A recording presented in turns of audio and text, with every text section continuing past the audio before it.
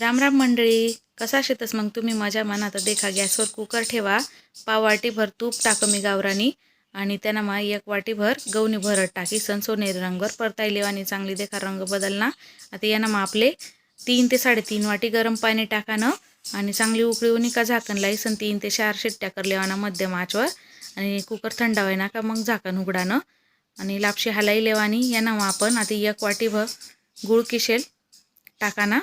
तर ज्या वाटीने आपण मोजेल शे त्याच वाटीने सगळं माप लेवानं आणि मस्त मिक्स कर लेवाना. गूळ झाकण ठेवानं 2-4 मिनिट चांगलं शिजाड लेवानं.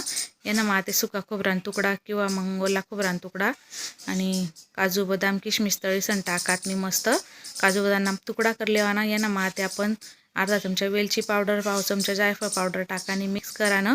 गरमागरम आपली गुळणी लापशी तयार शे. गैरी भारी लागस हाई. तुम्ही एकदा करी देखा. रेसिपी कशी वाटली तसं कमेंट करा. चॅनलला सबस्क्राईब